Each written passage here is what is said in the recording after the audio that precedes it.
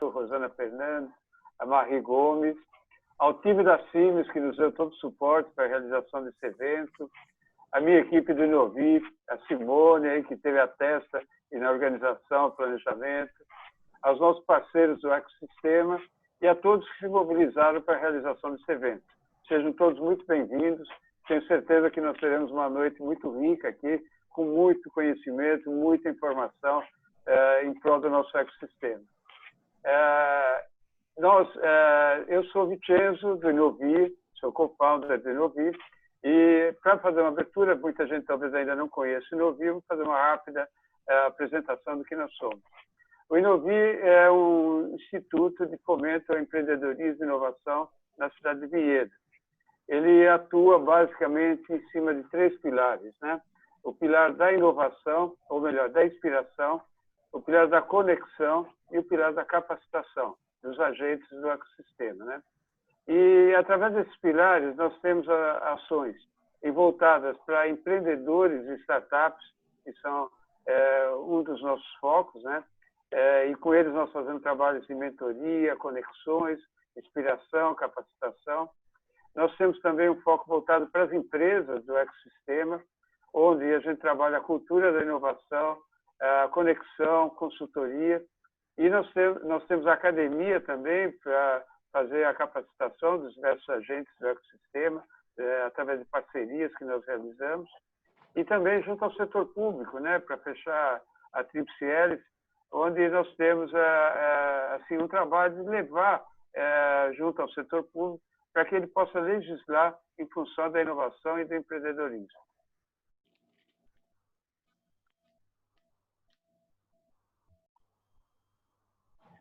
O nosso tema de hoje fala de engenharia, fala de inovação, fala de disrupção, né? Apenas como o termo disrupção vem sendo bastante usado, né? Só para a gente colocar uma definição do assunto, o que é a tecnologia disruptiva ou inovação disruptiva é um termo que descreve a inovação tecnológica, né? Quando nós temos produtos ou serviços com características disruptivas, são produtos que provocam uma ruptura de padrões, modelos ou tecnologias já estabelecidas no mercado. E, nesse sentido, a questão da inovação, ela tem, assim, já tem, ao longo da nossa história, nós tivemos vários ciclos de inovação, né?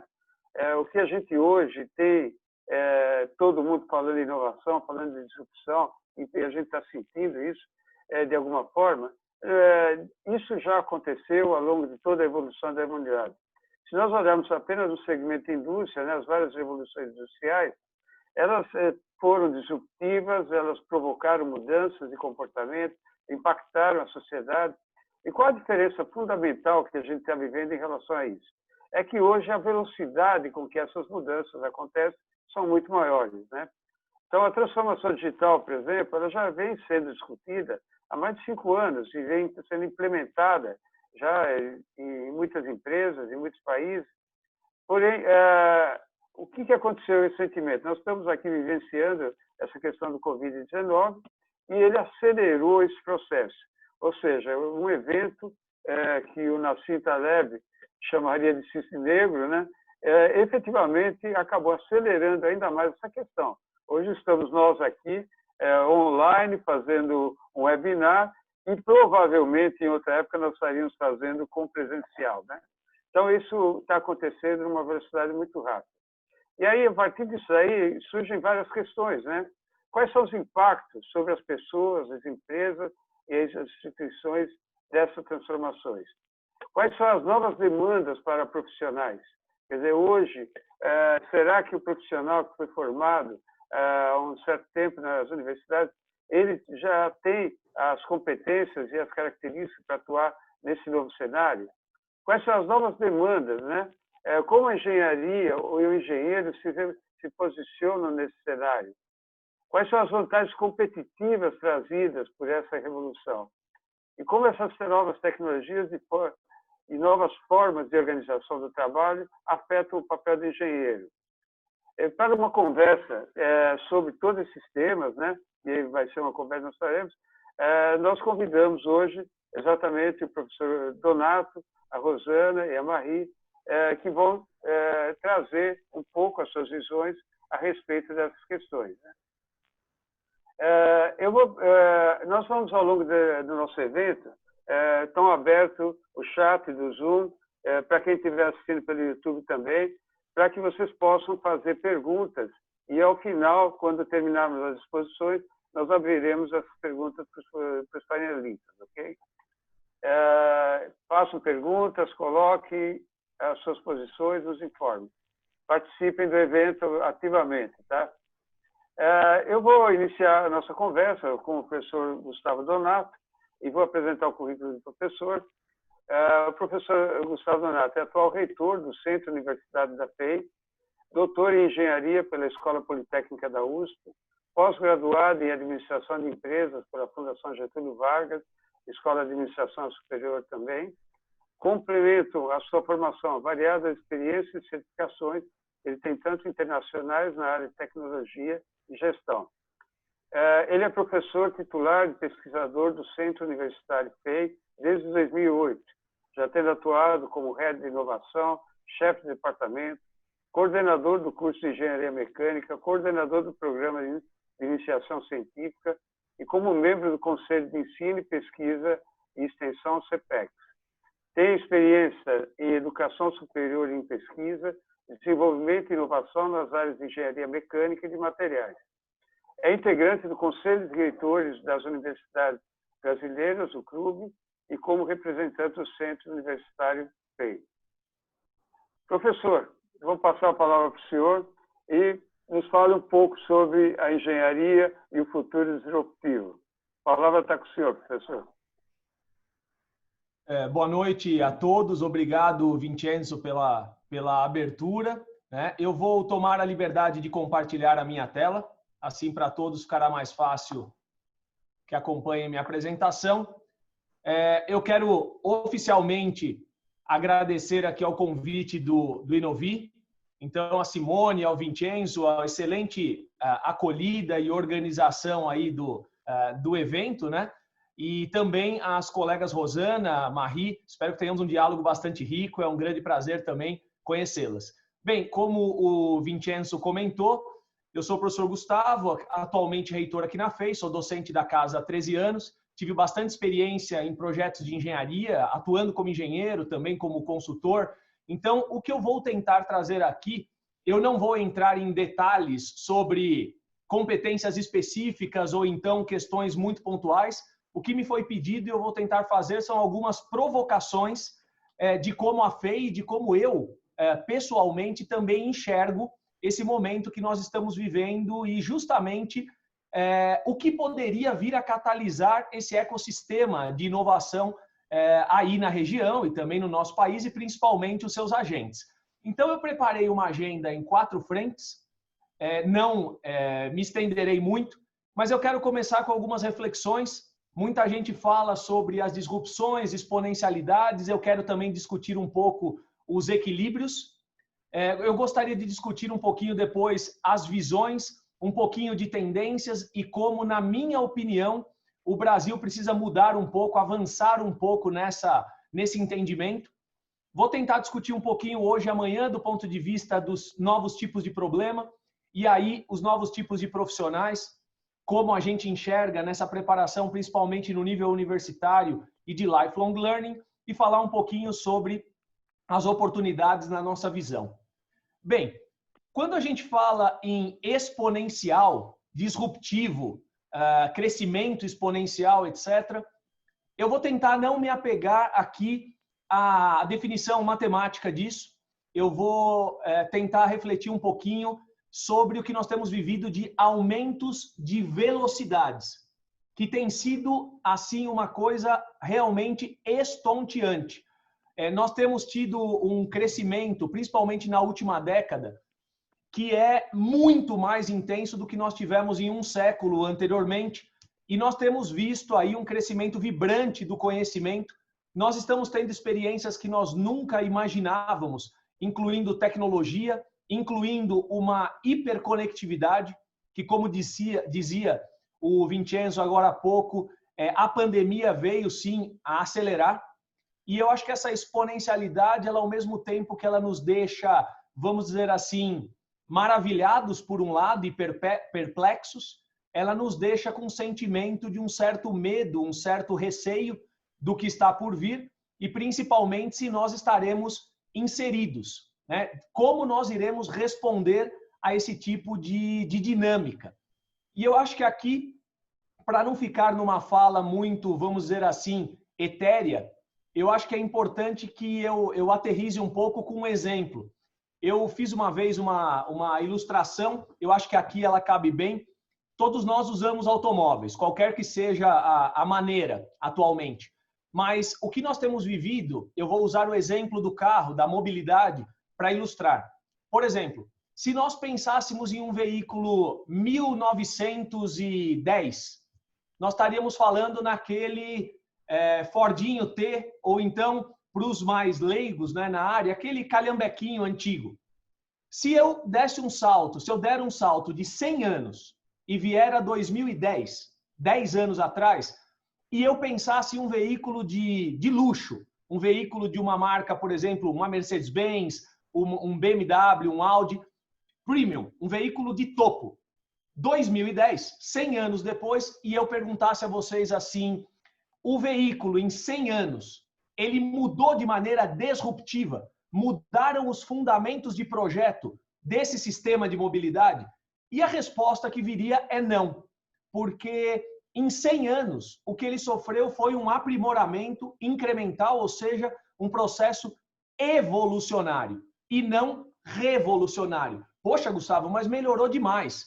Claro que melhorou. Melhorou em dirigibilidade, em qualidade, em aerodinâmica, eficiência energética, etc, etc. Mas vejam, em 2010, pneu continuou sendo pneu, princípio pneumático, usa ar. O motor a combustão interna continuou sendo motor a combustão interna. Os combustíveis, inclusive, seguiam sendo usados. O feixe de mola é usado até hoje. Em 2010, 1910, ele era usado igualmente. A posição dos bancos, a posição do volante, né, de direção, os indicadores analógicos de painel. O que eu estou querendo mostrar com isso? Em 100 anos houve muita revolução, mas os paradigmas não foram quebrados. Agora, vamos pensar em 10 anos. 2010 para hoje. Em 10 anos nós tivemos híbrido, elétrico, autônomo, o infotainment, que é o entretenimento a bordo, que hoje ninguém quer ter um veículo ou usar um veículo que não tenha isso. Mobilidade as a service, mobility as a service. Muitas pessoas já não querem ter o veículo, elas querem ter a solução de mobilidade. Então, na realidade, em 10 anos, nós temos vivido um shift, uma mudança completamente disruptiva e aí sim revolucionária, que não se limita ao carro. Não é o veículo, é todo esse ecossistema da mobilidade como um todo que tem gerado novos modelos de negócio, novos comportamentos. Então, é uma mudança cultural, social, tecnológica nos negócios e de tudo que vem junto. Senão, nós não teríamos, por exemplo, hoje, nesse contexto de mobilidade, a possibilidade de liberar um patinete elétrico no centro de São Paulo, usando um smartphone por meio do escaneamento de um QR Code. Ou seja, em 10 anos nós tivemos uma mudança de uma disrupção muito grande, em que, inclusive, drones, no ano que vem, já começam a levar pessoas em Dubai num serviço pretendido de táxi aéreo. Então, é assustador, é uma velocidade muito grande e quando a gente fala, por exemplo, em uma tecnologia como essa, é uma engenharia multidisciplinar, transdisciplinar, problemas complexos nunca antes vistos, com várias áreas envolvidas e com resultados que realmente são surpreendentes. Esse drone, por exemplo, que eu citei, qualquer procura na internet vocês vão encontrar, ele leva uma pessoa de, se não me falha a memória, até 105 quilos, por uma velocidade que ultrapassa 100 km por hora e uma autonomia que ultrapassa 30 minutos. Então, assim, são tecnologias realmente que têm nos levado a disrupções complexas. O próprio pneu não é mais um pneu. Já existem pneus que não usam ar, então não são mais pneumáticos. Quem tiver a curiosidade, pesquise na internet os pneus. Eu não me refiro só ao run flat, eu me refiro, inclusive, a pneus que não têm nem lateral. Eles têm somente algumas unidades de estabilização que trabalham em flambagem e tal. A Michelin tem e outras marcas. Bom, e aí a gente discute esse conceito que vem sendo muito falado nesse último tempo de pandemia, sobre um novo normal. Eu tenho uma opinião sobre isso quando a gente fala em exponencialidades. Eu acho que esse novo normal representa um transiente, sim, nessas mudanças velozes que nós estamos vivendo, mas que não muda essa tendência de exponencialidade do ponto de vista de princípio. Mas muda, sim, as derivadas, muda as inclinações. Eu acho que, em alguns aspectos, a gente acelera muito, principalmente na conectividade, na virtualização e no despresenciamento. Mas eu queria chamar vocês a algo aqui que é maior, mais importante do que as exponencialidades que nos assustam são e que nos deixam positivamente impactados, são os novos equilíbrios. E aqui, o que eu vou mostrar a vocês nesse momento não vem de nenhuma reflexão desse momento de pandemia. Nós já discutíamos aqui na FEI tanto as exponencialidades e as tendências de longo prazo, como os novos equilíbrios. Tanto é que a gente fez um evento em janeiro sobre os novos equilíbrios que podem responder às exponencialidades. E a pergunta, um exemplo de pergunta que nós fizemos lá, isso é exatamente a reprodução de um slide que eu usei em janeiro e fevereiro em alguns eventos aqui da escola, era o seguinte: se nós pensarmos, por exemplo, na tendência de crescimento populacional, que em alguns aspectos se assemelha a uma exponencial, será que isso segue crescendo? Será que isso cresce continuamente? E aí eu convido a todos para uma leitura do livro do Jonas Salk, escrito em parceria com o Jonathan Salk, que se chama A New Reality. Nessa obra, os autores chamam a atenção para uma coisa que nós temos discutido já tem pelo menos uns 2 anos aqui na escola, que não basta nós olharmos só para a tecnologia, que é mais uma habilitadora e é o resultado, é a ponta da nossa mentalidade. Nós estamos em um momento como sociedade, se vocês observarem aqui o centro da tela, nós estamos em um real ponto de inflexão que divide o que nós chamamos de época A para a época B. Uma época A de individualismo, de um crescimento com recursos ilimitados, predomínio fóssil, uma relação ganha-perde em que para um ganhar o outro, a mentalidade era que o outro tinha que perder, o consumo desenfreado, o crescimento econômico sendo o único driver. E uma migração para uma época B, que nós já vínhamos sentindo, mas nem todos percebendo, e que a pandemia nos chamou mais fortemente, que é uma época de coletividade, uma época mais colaborativa. A inovação acontece assim, ela trabalha em rede, ela trabalha com base nisso. Recursos são limitados e existe uma competição para tal. Energias verdes e renováveis. A relação do ganha-ganha aparecendo, sim, como uma realidade não só no meio corporativo, mas inclusive nos investimentos. Quem acompanha os investimentos, etc., deve ter visto o crescimento agora dos ESGs. Isso é uma questão que a gente tem que ficar muito de olho de um ponto de vista tanto macroeconômico como dos novos equilíbrios dos negócios. Uma visão completamente globalizada, sustentabilidade em todos os seus pilares, sejam eles sociais, econômicos, ambientais, tendo que ser levado em conta, e o bem-estar e a centralidade da pessoa sendo uma prioridade número 1. Bem, professor, desculpa. O senhor está compartilhando a tela? Estou. Não está aparecendo. Me confirme se voltou, por favor, Vincenzo. Não, ainda não. Não apareceu nada até agora? Agora sim. Não, até agora não. Entrou agora. Ah, entrou agora? Me perdoem. Então, o compartilhamento não tinha sido efetivo. Então, não, perfeito, agora está. Eu estava mostrando este slide aqui, eu vou me permitir retornar a ele. Então, como eu dizia, além das exponencialidades, nós precisamos discutir um novo equilíbrio. E esse novo equilíbrio é o que eu estava citando agora, o livro A New Reality, do Jonas Salk e Jonathan Salk, que mostra que nós estamos aqui em um verdadeiro ponto de inflexão, migrando de uma época A para uma época B, muito mais coletiva, colaborativa e com todos esses aspectos que eu acabo de comentar e que estão aqui no slide. Eu me desculpo por alguma questão aqui do Zoom, a tela não estava devidamente compartilhada. Bom, o que isso exige de nós? E não é só no ambiente universitário, isso é uma questão geral na minha visão. As posturas e as respostas, elas têm que ser muito mais originais do que elas eram antes. E muda a nossa perspectiva de como nós devemos coexistir em termos de visões, em termos de preparo e em termos dessa coexistência com a questão da inovação, justamente. E aqui eu vou chamar a atenção para uma coisa que, na nossa perspectiva, é muito importante, a importância de nós ampliarmos o conceito de visão de futuro. A inovação, ela pressupõe que nós ampliemos os nossos horizontes para as próximas décadas para que a gente tenha um impacto efetivo, um impacto verdadeiro. Então, eu costumo usar aqui um exercício.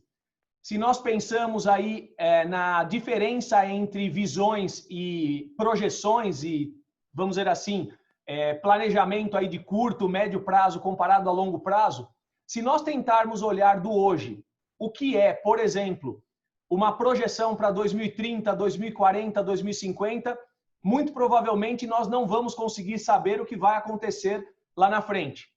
No entanto, nós aqui na FEI, por exemplo, defendemos fortemente que os nossos alunos, os nossos professores olhem para 2040, 2050 e construam visões de futuro, ambiciosas, ousadas, para que eles construam o plano de carreira, o plano de vida, o plano de formação de cada um. Então, a nossa provocação é a seguinte: não tem como nós criarmos previsões exatas do que será lá na frente, mas tem como nós criarmos visões. Então, esse cone invertido pontilhado que eu coloco, ele não é uma verdade, mas se nós acompanharmos algumas grandes tendências, algumas grandes mudanças na perspectiva global como sociedade, nós conseguimos sim enxergar o que vai acontecer em 30, 40, 50, pelo menos em uma perspectiva de tendências, de grandes tendências. Isso é o que nós temos exercitado aqui na FEI ultimamente, nos últimos 4, 5 anos mais fortemente. Por que isso é importante?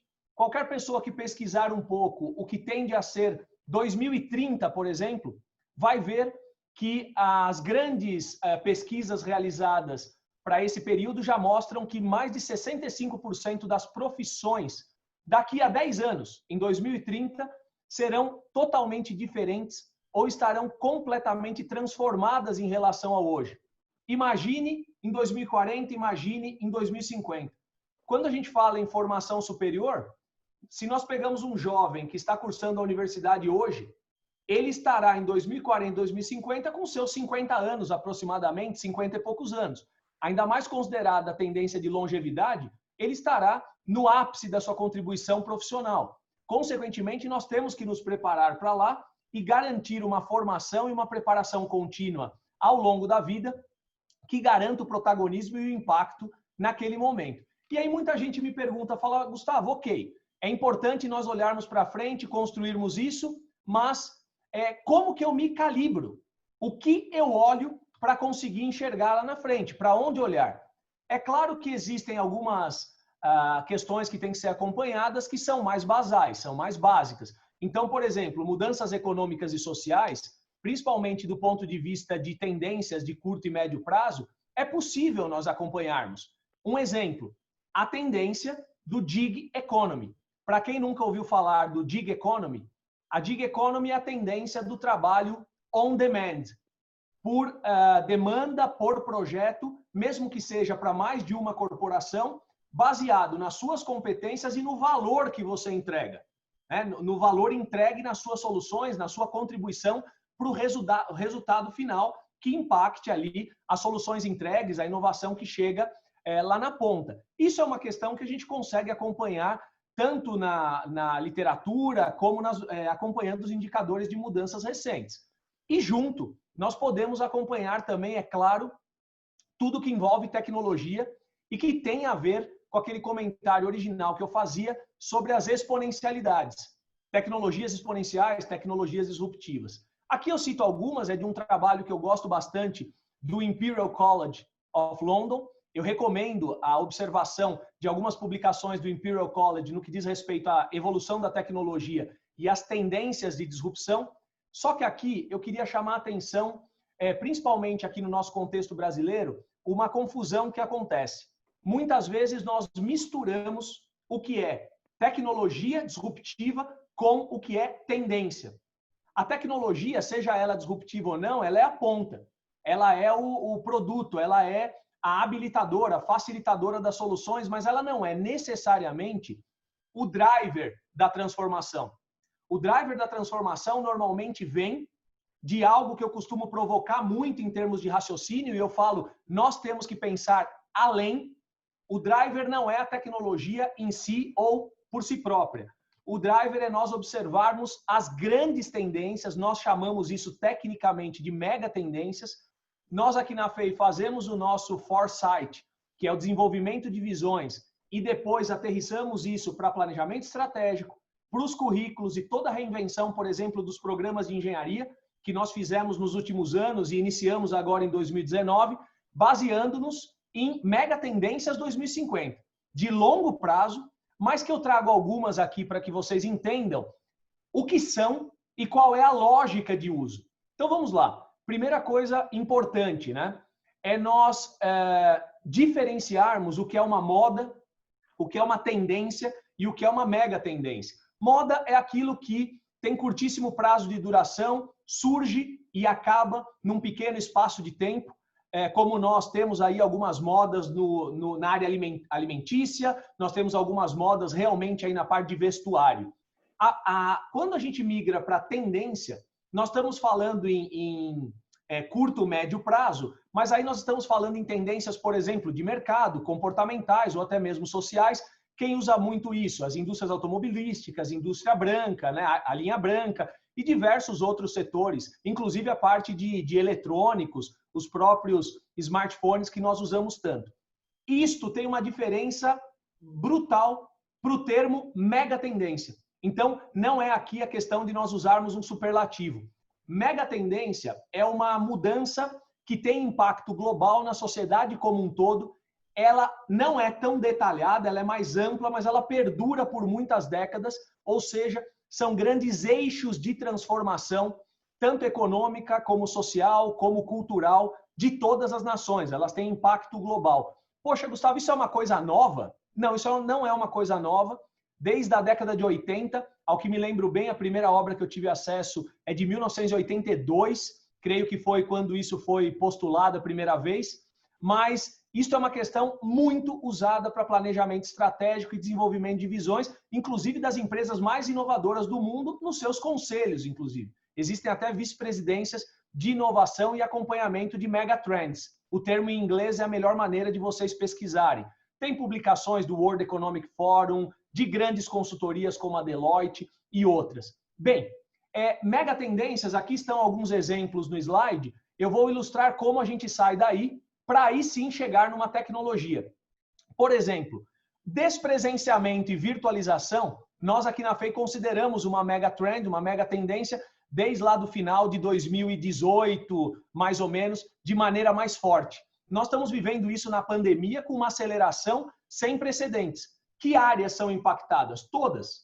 Os negócios, a própria educação. E aí, se nós chegamos às tecnologias habilitadoras, nós estamos falando de uma necessidade do crescimento aí da conectividade, do 5G, que pode nos favorecer fortemente, todos os gadgets que nós temos no nosso dia a dia, as plataformas de comunicação, como o próprio Zoom que nós estamos usando agora e outras.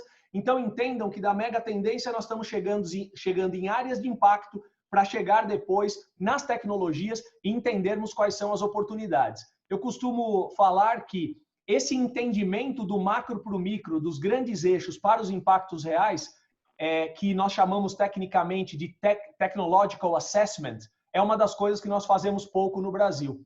Um outro grande eixo é a parte de mobilidade e conectividade, principalmente a mobilidade elétrica, autônoma, as a service, multimodal. Então, isso aqui é algo que vai impactar na eletrificação, nas áreas não só de mobilidade, mas de infraestrutura urbana, smart cities, IoT, e aí vem todas as tecnologias habilitadoras e diversos outros desdobramentos como estes aqui, que vão derivar dessas mega tendências que eu estou mostrando. Pegar um exemplo aqui, por exemplo, para ilustrar. Crescimento populacional e urbanização, que será maior do que 85%, no Brasil 90% em 2050 estima-se, e aumento da longevidade. O que isso acarreta do ponto de vista de mega tendência para que nós aterrizemos em soluções e formação, né? Essas mega tendências geram necessidade para, por exemplo, produção de alimentos e na questão, por exemplo, de longevidade, tecnologias para saúde e bem-estar que têm que ser disruptivas, têm que trazer bem-estar para a nossa população, principalmente os centenários ou aqueles com uma idade mais avançada. E aí nós conseguimos chegar nas áreas e conseguimos chegar nas tecnologias habilitadoras. Isto aqui é muito importante e é a maneira como nós temos refletido. Eu vou ilustrar em alguns slides aqui o que isso representa para nós como universidade. Para que se tenha uma ideia sobre as mudanças de dinâmica e o foco, eu quero só deixar alguns bullets aqui de marcos temporais na tela. Então, primeiro, lá em 1992 era quando surgiu a internet. Em 2007, mais ou menos, os smartphones como a gente conhece hoje. 2011, indústria 4.0. Poxa, Gustavo, você vai fazer um timeline aqui? Não, eu quero explicar a diferença de foco. Em 2011, o foco da indústria 4.0 era automação, conectividade, manufatura digital. Então, essas eram as áreas centrais e vejam ali embaixo as tecnologias habilitadoras. Quando a gente vem para 2016, 2017, surge o conceito, principalmente no Japão, da sociedade 5.0, em que muda o driver central. É uma centralidade maior do ser humano. Então, qualidade de vida e sustentabilidade começam a coexistir mais fortemente com aqueles drivers anteriores da indústria 4.0 que deriva da Alemanha. Em 2020, agora, nós estamos discutindo um novo normal que, junto de tudo isso, está colocando a virtualidade e uma sociedade hiperconectada a repensar, inclusive, aqueles novos equilíbrios que eu comentava lá no começo, do Jonas e do Jonathan Salk. E, para 2030 e 2050, se a gente observar não só as mega tendências, mas também até as tendências de médio, longo prazo no que diz respeito à tecnologia, nós estamos caminhando para o que se chama de singularidade, uma vez que, por exemplo, computação quântica traz para nós processamento sem precedente. Essa singularidade vai fazer com que a relação humano-máquina seja simbiótica nos sistemas cyberfísicos. Então, provavelmente nós não vamos nem dissociar essa relação homem-máquina no nosso dia a dia. É uma relação mútua de uma grande complementariedade e aumento das nossas potencialidades, mas que nós temos que entender que a centralidade é do humano. Poxa, Gustavo, isso muda muito o profissional, muda o mercado, muda a profissão? O que muda? Primeira coisa que muda é o novo tipo de problema que surge, e não é de hoje, já é algo de ontem, e que fez com que nós valorizássemos tanto essa questão da inovação, disrupção e quebra de paradigmas. Veja, a grande diferença é a seguinte: se nós nos formávamos engenheiros em 1970, 1980, 1990, a nossa formação no ensino superior já garantia não só a empregabilidade, como uma longevidade muito grande no mercado, mesmo que nós não nos capacitássemos continuamente. Por quê? Porque o tipo de problema era bem estruturado. Problema que tinha enunciado pronto, era conhecido e tinha protocolo de solução. Hoje a gente caminha para os problemas mal estruturados, ou desestruturados, se quisermos chamar assim. Não tem enunciado, é o profissional, o engenheiro que tem que buscar, elaborar o enunciado, identificar a necessidade da sociedade e depois passar por todas as fases do processo criativo até engenheirar e gerar a inovação mesmo, que é isso chegar lá na ponta. Como brinca o próprio Vincenzo, emitir nota fiscal, né? Inovação tem que emitir nota fiscal. Então, nós costumamos dizer aqui na FEI que a inovação tem que ter um impacto real nas pessoas e processos, mesmo que ela eventualmente não seja um produto efetivamente, mas ela pode ser algum outro tipo de benefício. O problema mal estruturado, ele só é resolvido se você tem novas ferramentas e novas metodologias de solução ou maneiras de resolvê-los. Mas eles são a solução para os novos mercados e para as novas dinâmicas de negócio. E lastreiam as novas profissões. Vejam, as profissões que nós temos hoje, nós nem imaginávamos 10 anos atrás, por exemplo, uma boa parte delas. Assim como daqui a 10 anos nós teremos uma mudança muito maior. Quando a gente fala em relação entre empregador, empregado ou trabalho, isso aqui é uma coisa que a gente tem que prestar uma atenção chave. Tende, nas próximas uma década ou uma década e meia, a diminuir muito a incidência do trabalho como nós conhecemos. CLT, carteira assinada, para uma corporação, 40 horas, com toda essa robustez, né? Esse rigor.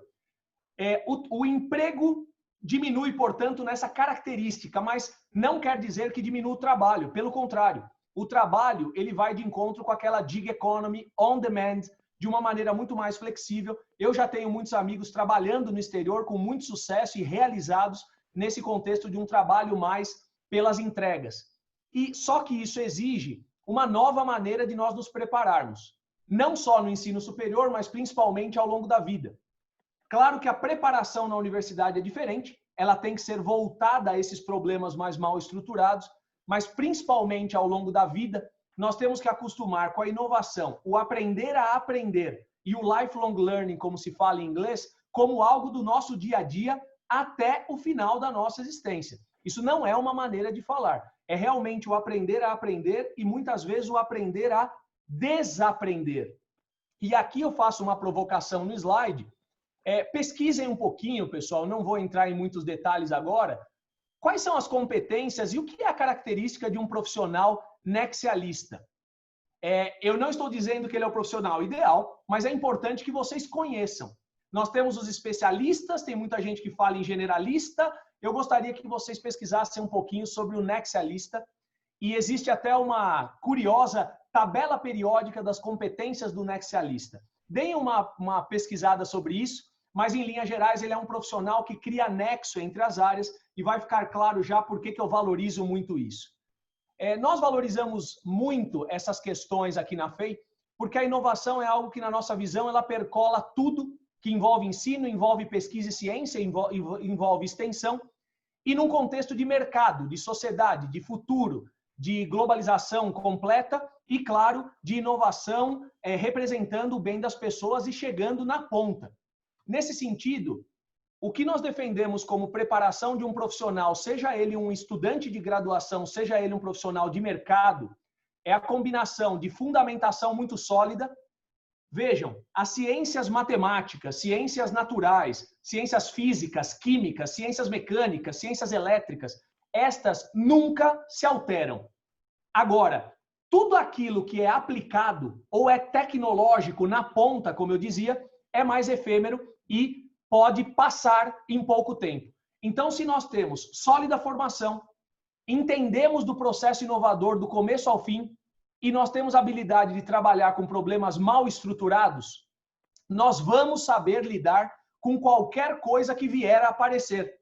E se nós estivermos habituados com as visões e prospecções baseadas pelas megatendências, nós vamos saber o que está por vir e vamos nos energizar, porque nós vamos encontrar em que eixo mirar. Eu trago aqui um exemplo das 3 etapas que os nossos professores fazem, eu faço pessoalmente, e os nossos alunos exercitam desde o primeiro semestre nos novos programas de engenharia, que são todos costurados com inovação desde o começo. No primeiro dia de aula, eles são apresentados ao conceito de megatendências e ao conceito de disrupção. Eles têm que pesquisar isso em inglês na internet, numa primeira etapa, fazer um arrazoado. Numa segunda etapa, eles têm que trazer esses megatrends globais para a área de interesse, por exemplo, uma área de engenharia de automação e controle.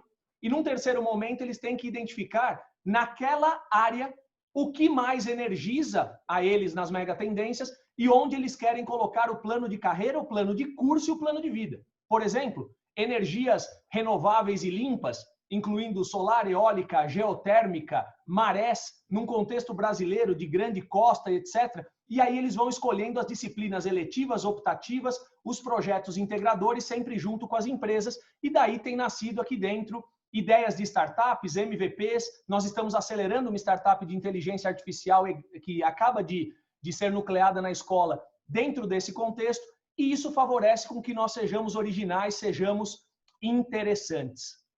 Bem, ainda falando como a gente se prepara, é essa exposição que vai nos trazer as competências complementares que todo mundo fala e nós podemos dialogar mais para frente, que são tanto as técnicas, as hard skills, como as soft skills em todos os aspectos, profissionais, sociais, comportamentais, relacionais, junto de uma visão global e exposição a ambiente desafiador, junto do mercado sempre e das necessidades das pessoas. Eu coloco aqui do lado direito 2 exemplos. Esse robô amarelo aqui é um laboratório em parceria, coincidentemente, com a Siemens. É o nosso laboratório digital de manufatura digital Indústria 4.0. Ganhou prêmios internacionais, etc. E ali embaixo um laboratório onde nós estudamos IoT, junto com a Telefônica, Vivo. Agora estamos aí estudando algumas coisas de 5G. E acima um veículo, que é um projeto estudantil, primeiro Fórmula brasileiro elétrico e também completamente construído em compósito aeronáutico de fibra de carbono, aprovado pela SAE para competição, foi da FEI. Então a gente tem que empurrar essas barreiras e hoje nós estamos nesse megatrend de mobilidade, por exemplo, já fazendo investimentos em hidrogênio. Ganhamos um projeto agora de vários milhões de reais do programa Rota 2030. Então esse driver estratégico é extremamente importante para que nós tenhamos visões ambiciosas do amanhã e consigamos construir isso junto das lideranças e partilhando essas visões. Por isso a gente traz muitos executivos à FEI, a gente trabalha com mentoria com os nossos alunos, mas eu não quero me estender aqui e eu vou caminhar aí mais para provocá-los na finalização da minha fala. Dentro desse contexto de reinvenção, uma coisa que eu costumo falar não é só o caminho da preparação, é o caminho, dentro dessas tendências, de identificação das grandes oportunidades. Na nossa visão e na minha pessoal, as maiores oportunidades elas estão nas interfaces entre as áreas. Elas não estão mais nas áreas estanques. Elas estão justamente nessa complementariedade e, claro, com sustentabilidade, combinando o ser humano como um protagonista, mas entender as interfaces é essencial. Eu falava de mobilidade nesse minuto. Vejam esse caso. Essa é uma equipe de competição criada na FEI no ano passado, finzinho do ano passado, que tem a ver com a nossa visão de futuro para a mobilidade elétrica, autônoma, etc., que é uma equipe da engenharia química que trabalha com células hidrogênio e eletrificação veicular. O mini veículo está abaixo. Na primeira participação da competição, nós fomos os campeões agora em 2020. Então, nós temos que combinar justamente essa visão, identificar as áreas, trazer para a tecnologia facilitadora ou habilitadora e com muita originalidade proporcionar a solução. E é uma oportunidade de interface. Tem química, mecânica, elétrica. Vejam esse outro prêmio aqui, que é uma oportunidade de interface que nós recebemos a notícia agora em julho. De novo, um dos nossos grandes eixos estratégicos de mega tendência é aquela questão da longevidade, da saúde das pessoas, que nós desdobramos em saúde e bem-estar, sendo uma área estratégica, e depois nós desdobramos em pesquisas em várias frentes. Uma delas é a inteligência artificial, visão computacional, processamento de sinais e padrões para a área médica. Veja, nós somos uma instituição focada em engenharias como carro-chefe. Temos administrações, ciência da computação, mas nós acabamos de ganhar um prêmio da Academia Nacional de Medicina. E esse prêmio nós usamos inteligência artificial, em parceria com a Unifesp, para detecção facial de sons e, consequentemente, das dores que estão sendo sentidas pelos bebês neonatais. E isto aqui é uma questão que pode virar produto, pode virar serviço num curto espaço de tempo. E uma outra área de interface é a robótica. Por exemplo, uma robô autônoma de serviço que foi feita para auxiliar pessoas com mobilidade reduzida ou enfermas, me ajudou agora em julho em todas as formaturas, colações de grau da FEI, passando inclusive no rostinho dela ali o rosto de cada formando aqui da nossa escola. Então, por que eu quis dar esse exemplo? As engenharias estão sendo reinventadas nesse contexto do ecossistema de inovação sendo muito pressionado. Os agentes desse ecossistema tendo que se reinventar. A universidade é só um deles. O Vincenzo comentou a hélice tripla. Pesquisem também o conceito da hélice quádrupla e hélice quíntupla. E é justamente nesse cenário que nós estamos vivendo. Nós, como academia, a FEI foi uma das 2 instituições que participou desde o início do redesenho, ali o livro à esquerda, das novas diretrizes curriculares dos cursos de engenharia que o MEC lançou em 2019.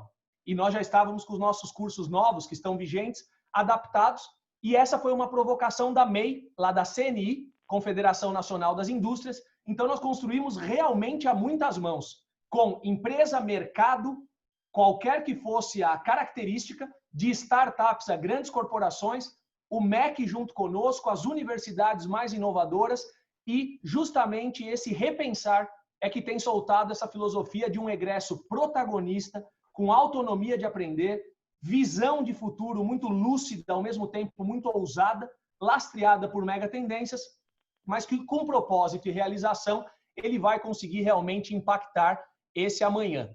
A nossa visão aqui e uma provocação final que eu deixo é que todos os profissionais devem procurar o sucesso respeitando esse binômio tecnologia-ser humano.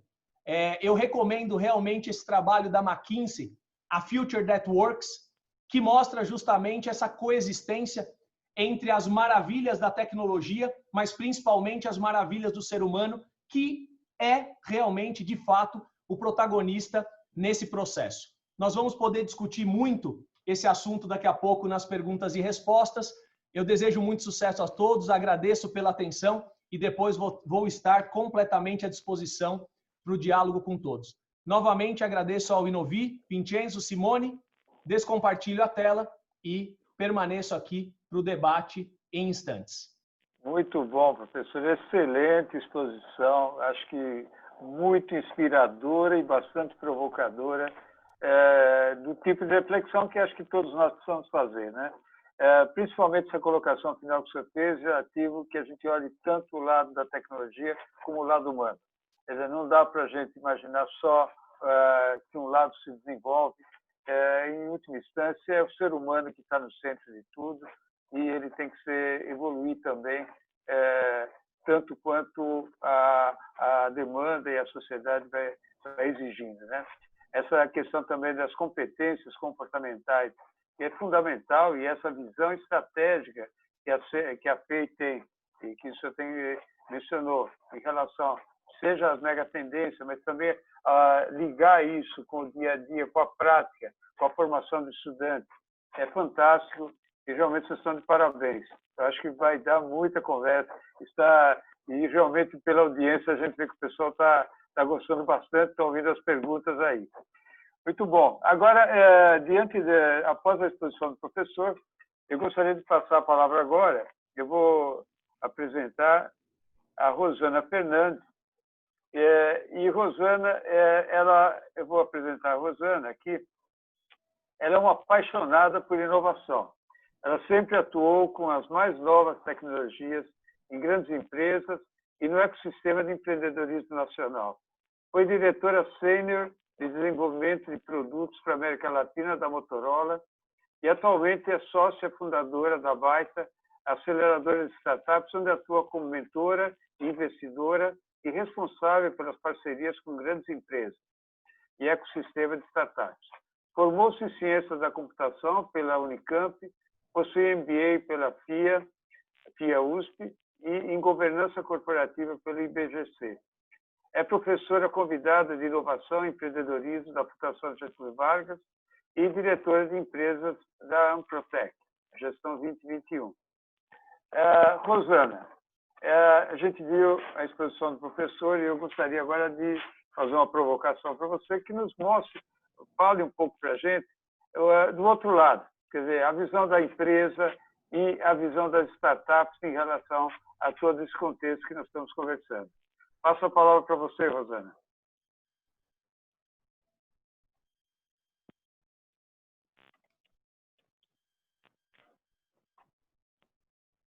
Porque o microfone está fechado.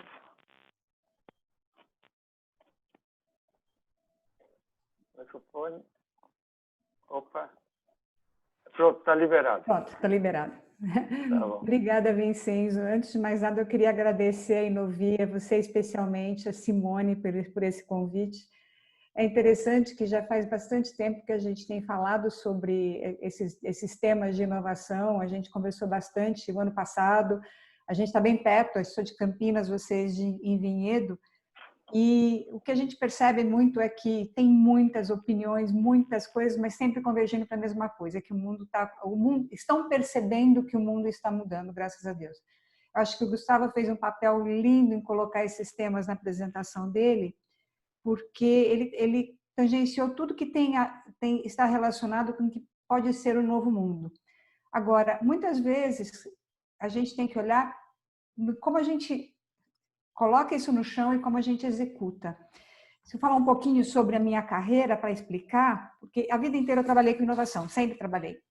Desde o começo da minha carreira, eu trabalhei colocando coisas novas como potenciais tecnologias para o mercado.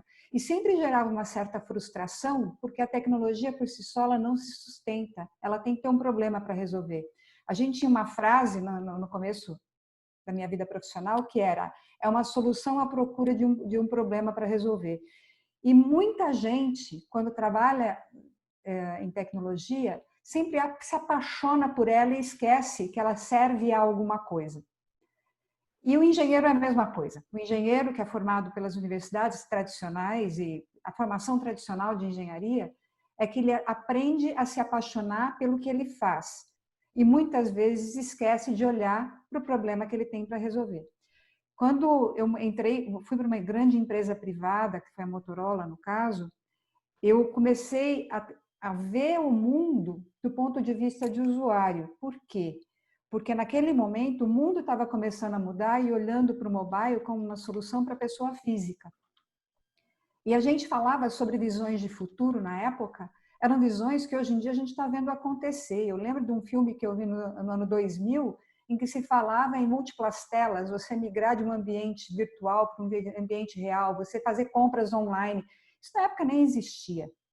E acabou acontecendo pouco tempo depois.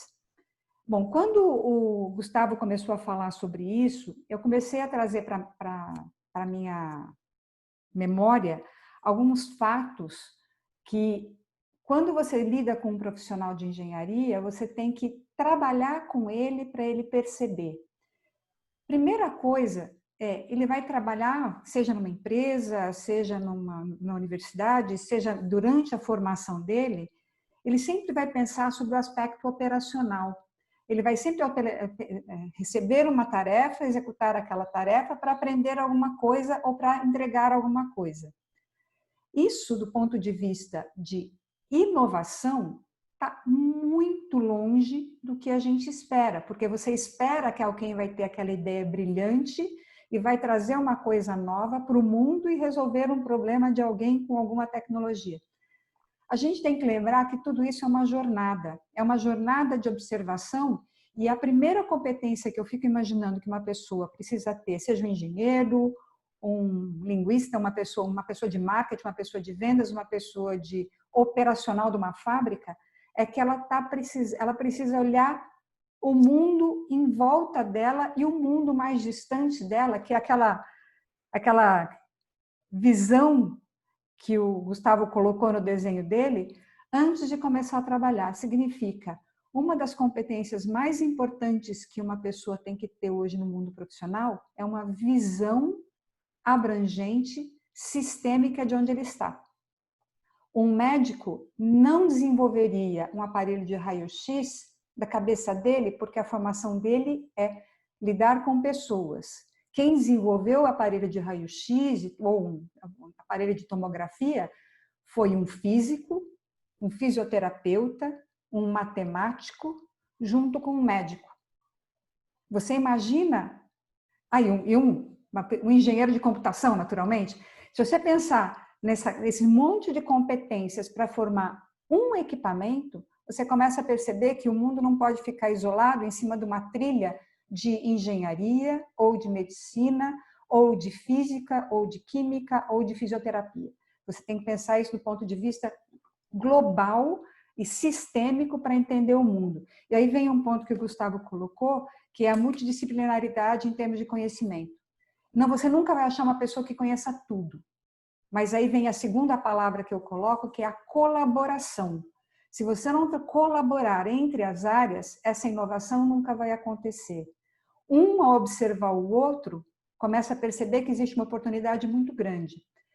Um exemplo que eu trago é no mundo que eu estou hoje. O mundo que eu estou hoje é o mundo das startups. As startups não têm todas as competências dentro da equipe dela. Uma grande empresa pode ter, mas uma startup não tem. Então, ela busca colaborar com outras pessoas, outros grupos, outros ecossistemas, ou até mesmo com outras empresas, outras startups, para poder criar alguma solução. O exemplo típico, a gente tem uma startup para saneamento básico, altamente altamente focada em sustentabilidade e impacto, para resolver um problema que é uma das mega tendências da água. O que ela desenvolveu? Ela desenvolveu um dispositivo que tem um ouvido biônico para detecção de vazamento, que nada mais é do que um sensor que ouve o som do cano. Não é um sensor que vai abrir o cano, ou alguma coisa que vai abrir o cano e ver se tem vazamento, abrir espaço e ver se tem vazamento. Ele ouve o som. E ela acabou gerando uma solução que, esta sim, é fruto de observação, que ele precisava usar outra ciência, que não a convencional, para a área de saneamento básico, para detectar um vazamento. Então, é uma coisa que acaba acontecendo quando você junta essas competências. Aí você vai me dizer assim, tá bom, quer dizer que todo engenheiro tem que ter essa visão? Não necessariamente. Eu gosto muito dos 3 horizontes da inovação, que é quando você fala que tem inovação operacional, aquela do dia a dia, que faz um determinado sistema, uma determinada solução ser melhorada através de processos inovadores, mas altamente controlados. Significa com baixo risco. Esta pessoa é uma pessoa que tem uma característica de olhar para o dia a dia dela, aprofundar muito fortemente em cima do problema e tentar resolver. Ela é completamente diferente daquela pessoa que está olhando para fora da caixa e fazendo a disrupção. Essa pessoa que gosta da disrupção, que gosta de buscar coisas novas, olhar o mundo de uma forma completamente diferente, ela alguma hora ela vai chegar num resultado que ela vai ter que colocar no ambiente operacional.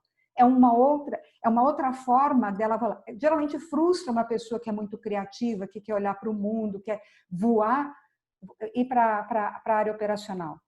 Então, quando a gente olha para isso, a gente tem que perceber também que tem muitos perfis de engenheiros, muitos perfis de profissionais que a gente tem que considerar para esse novo mundo. Aquele que gosta do operacional, do dia a dia, aquele que gosta de sair da caixa, e o momento que eles trabalham juntos, tentando viabilizar aquilo para colocar numa determinada solução inovadora e resolver efetivamente um problema. A resolução de um problema não é ter uma tecnologia pronta, que alguma hora vai ser aplicada. É efetivamente, e eu concordo com a nota fiscal, é fazer daquilo gerar valor para alguém e resolver um determinado problema relevante para o mundo. Não é resolver o problema do seu vizinho, o seu próprio problema, é resolver o problema relevante para o mundo.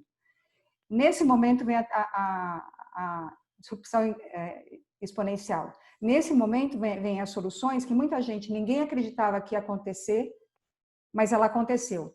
O caso típico que todo mundo fala, o Uber gerou um novo mercado. Se você for pensar nas tecnologias que ele usou, foram absolutamente convencionais. Absolutamente convencionais. O que ele colocou foi um componente de cooperação e compartilhamento que ninguém considerava como parte do negócio. Tudo que foi feito pelo Uber foi simplesmente começar a automatizar, e olha bem, automatizar um processo existente, que era o processo de você buscar um carro para ir de um caminho A para um caminho B, para um lugar A para um lugar B, e depois ele foi observando e incorporando essas modificações até criar a disrupção da economia compartilhada, que hoje em dia todo mundo fala naturalmente como se fosse uma coisa mais óbvia do mundo. Não é. Foi uma jornada que gerou, que partiu de uma inovação simples, que foi uma automação de um determinado processo, até chegar na efetiva disrupção e criar uma nova forma de mercado, um novo mercado, digamos assim. Que você, inclusive, criou um novo conceito para as pessoas, que é você sair do mundo do eu tenho para nós temos. É muito, muito peculiar essa nova forma de olhar o mundo, porque ninguém esperava isso. Ninguém olhava. Tanto que o Uber virou Uber justamente por causa dessa nova forma. Ele, aliás, virou um verbo, uberização. Pegando outros exemplos, você pode ver a própria Amazon. A Amazon considerada a segunda maior empresa do mundo hoje. Ela começou vendendo livros. Hoje em dia, ela vende qualquer coisa para qualquer coisa. Que tipo de inovação que ela usou ali? Entender o que o cliente quer, que ele está procurando. Ele não queria só comprar um livro, ele queria comprar um livro, queria comprar um vídeo, queria comprar alguma coisa que ele precisa aqui e agora, e ele acabou resolvendo um problema de logística de entrega. Então, quando você começa a ver esses exemplos, tem um monte de coisa que você precisa aprender para poder criar essa inovação. Não mais só aquela sua disciplina tecnológica, mas também comportamento de mercado, comportamento do ser humano, até chegar efetivamente numa solução relevante. Nesse momento, eu fico pensando o papel da universidade, aí é um desafio para o Gustavo, que é como ele forma esse profissional. Se esse profissional não estiver exposto a um mundo real, e aquele mundo onde as dores estão ali evidentes, dificilmente ele vai saber o que inovar e para onde ir. É claro, tem mentes brilhantes, que são as moscas brancas, que acabam chegando muito rápido nisso. Mas isso tem que ser um comportamento de dia a dia. Tem que ser um comportamento e uma coisa que você aprende de alguma forma, de uma forma estruturada, porque é esse profissional que vai fazer a diferença lá na frente. Trabalhando hoje no mundo do empreendedorismo, trabalhando com muitas startups, trabalhando com IA hoje, quase 50% das startups que nós investimos na Baita têm soluções com inteligência artificial real, não aquela inteligência artificial que nada mais é do que um database. Você começa a perceber que estas pessoas são ponto fora da curva. Por quê? Porque eles tiveram a coragem de arriscar e investir num sonho próprio, numa visão de mundo que eles tinham. Então, eu coloco isso como uma outra dimensão para esse profissional do futuro. Visão, coragem e muita paciência para poder entender, mudar, pivotar e recomeçar o caminho. Porque se ele não tiver essa coragem de recomeçar, ele não vai chegar a lugar nenhum. Se ele não tiver a coragem de testar uma determinada solução, errar e depois buscar uma nova forma, também não vai acontecer. E aí vem uma pergunta, e eu agradeço a Siemens por essa oportunidade, porque a Siemens, como uma grande empresa, ela deve estar vivendo isso no dia a dia dos profissionais que ela contrata. Imagine que qual o perfil de profissional que uma empresa hoje está buscando. Muito provavelmente a Siemens, como outras grandes empresas que perceberam nessa forma de pensar, em você ter coragem de tomar risco, você ter uma visão, você ter uma resiliência a ponto de aguentar todas as pancadas que você leva nesse processo, você estar contratando um novo perfil de profissional, que é o intraempreendedor. Se você for pensar bem, o novo colaborador nada mais é do que um empreendedor dentro da empresa. E o tipo de característica que ele tem, ele passa exatamente por isso que a gente está falando. Eu até tenho uma apresentação que eu fiz algumas vezes para alguns alunos, e eu tentei listar quais eram esses perfis, e foi muito interessante. Eu tinha listado que o empreendedor, ele tem uma visão do mundo, ele gosta do que faz, porque se ele não gostar do que faz, quem vai ajudar, quem que vai levá-lo para frente? Ele lidera, ele quer ter liderança, gosta de colaboração, precisa de colaboração para sobreviver, precisa de resiliência para trabalhar, precisa de flexibilidade para olhar de uma outra forma o mesmo problema, precisa se automotivar e precisa de muita coragem para testar e errar e começar de novo. O colaborador de hoje, ele precisa exatamente a mesma coisa. O engenheiro de hoje, se não tiver essas características, qualquer colaborador, ele não vai efetivamente cooperar, contribuir para uma empresa grande. E detalhe, esse empreendedor, ele pode trabalhar tanto no nível operacional, trabalhando aquela inovação pequena, que não vai deixar a empresa parar, até a inovação maior, que é a inovação disruptiva, que vai ser usada lá na frente, mas que vai introduzir, trabalhando com esse nível operacional, uma nova forma de ver o mundo, uma nova empresa no 2050, que o Gustavo bem comentou. Eu tenho certeza que grandes empresas estão atrás disso e desse tipo de colaborador.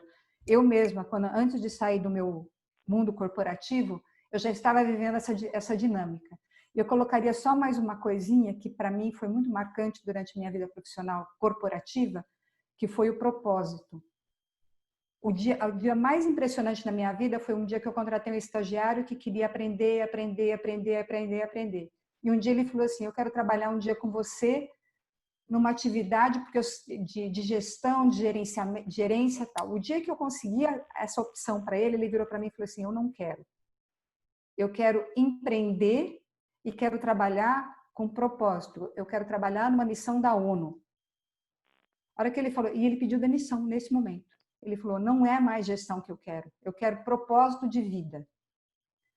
Aí eu fiquei pensando, é esse profissional que a gente tem que pensar, é esse profissional que tem visão de mundo e esse profissional que tem visão do que ele quer, e é esse que a gente tem que ajudar a crescer, porque é ele que vai mudar o mundo efetivamente.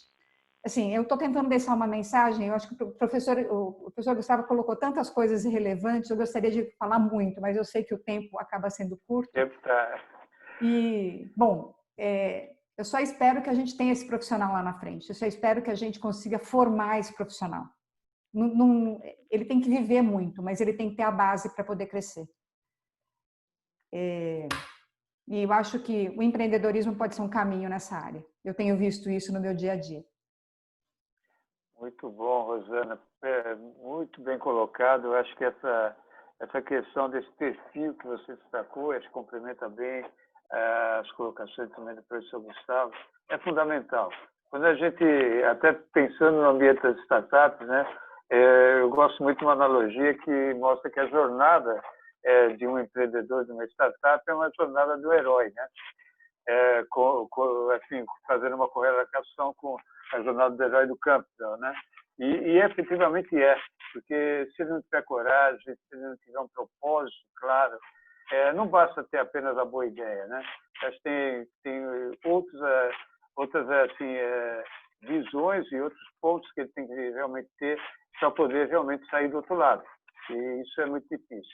Eu acho que essa é uma demanda realmente, e não só das startups, você colocou também do intraempreendedorismo, que é dentro das empresas. As empresas estão partindo para isso também. Quando o professor falou da gig economy, de alguma forma trabalhar on demand, né?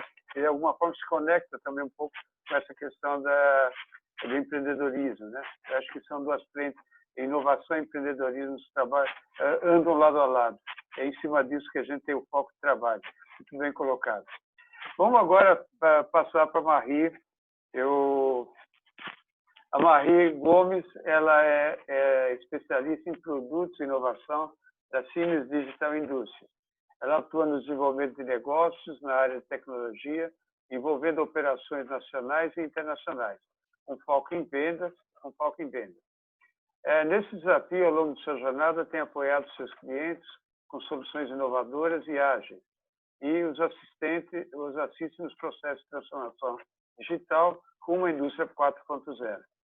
Também atua no desenvolvimento de produtos e parceiros com o objetivo de otimizar a receita e tornar o business sustentável na geração de conteúdo relevante para a indústria e usuários de produtos de baixa e alta complexidade. Ela tem formação em letras, com ênfase em língua inglesa, pela Universidade de Santo Amaro, tem especialização em marketing, MBA e gestão.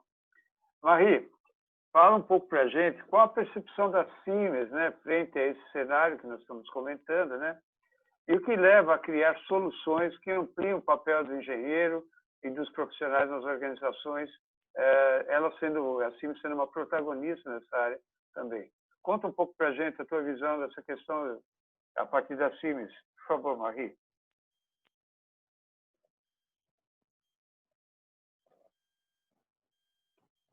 Está fechado o teu microfone. Por favor, o microfone da Marie.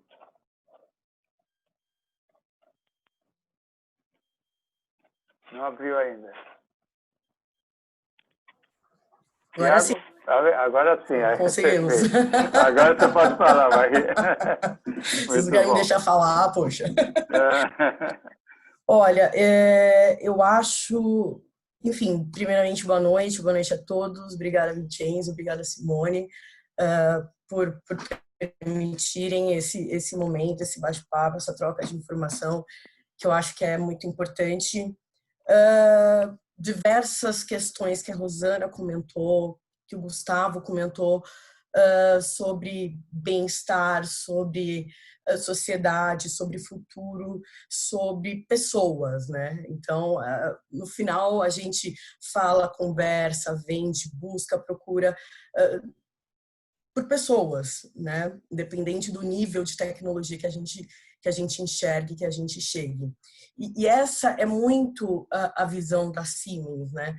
De um tempo para cá, e até como entender melhor até o nosso próprio mercado, que tem peculiaridades que nós sabemos, não só como América Latina, mas como, enfim, como o Brasil também, a Siemens tem entendido, compreendido que precisava ser um pouco diferente, que a gente precisava, logicamente, continuar investindo em tecnologia, investindo em disrupção.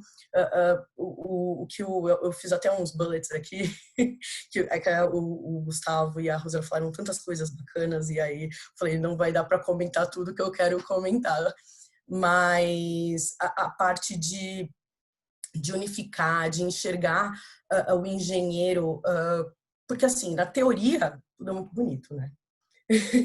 Na prática, falar, me formei em engenharia, você chega lá, você vai falar, eu brinco que eu sou, fazendo a cara de, né? Não é bem assim, né? Então, você tem que ter uma visão única, você tem que trabalhar em conjunto, você tem que, como eu achei sensacional o que o Gustavo falou, você tem que estar disposto a reaprender, a ter flexibilidade, né? Então, a Siemens vem de encontro a tudo isso. Hoje, o que a gente desenvolve em questão de plataforma, em questão de apoio, em questão de virtualização, então, até mitigar risco, né? Tirar as pessoas, ter mais cuidado com as pessoas e substituir ou por algum tipo de robô, ou de uma forma virtual que a gente consiga fazer, né? Então, nós atuamos em, enfim, diversos segmentos, automotivo, aeroespacial,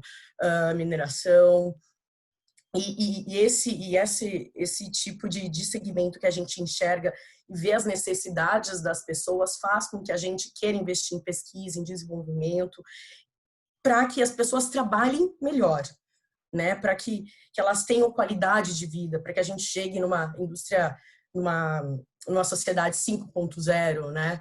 Então, que é ter qualidade de vida, é ter mais tempo. A gente sabe que tempo é precioso, que a gente tem que... Engenheiro...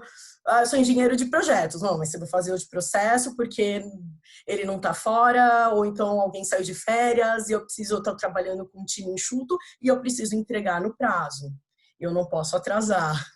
E o meu competidor está lá, a China também está lá. Então, essa é a nossa visão, de trazer tudo isso, de formar tudo isso para o engenheiro, né? Para quem vai atuar ali no mercado.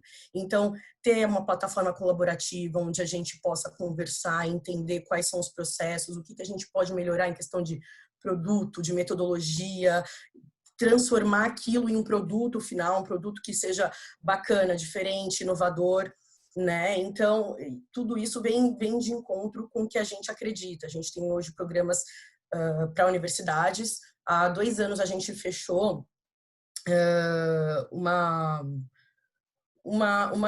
especialização, na verdade, né? Um departamento único para cuidar de universidades, para apoiar universidades, porque a gente acredita muito nisso, né? Então, apoiamos a FEI, a parte de questão de software, laboratórios, mas apoiar o aluno também em questão de ensino, de repente quer conhecer algum software, precisa se especializar em alguma coisa, e então a gente tem um departamento hoje para isso. Então, assim, voltou assim, fortemente olhar muito para essa parte.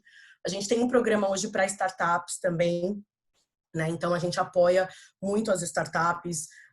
É um programa que ele é mundialmente reconhecido, então a gente também tem bastante apoio dos Estados Unidos, da Alemanha, enfim. São algumas coisas que a gente vem olhando e vem muito de encontro com a nossa realidade, em questão de formação, né? Porque legal, a gente dá um monte de informação, mas é importante você também guiar, né, para onde as pessoas precisam ir. Igual a Rosana falou, temos as moscas brancas, muito bacana, mas a gente também precisa orientar, né, as pessoas de uma forma que tenha qualidade. Então, todas as plataformas e todo esse modelo de negócio que a gente tem, de ser modular, de ser escalável, enfim, vem muito de encontro a isso.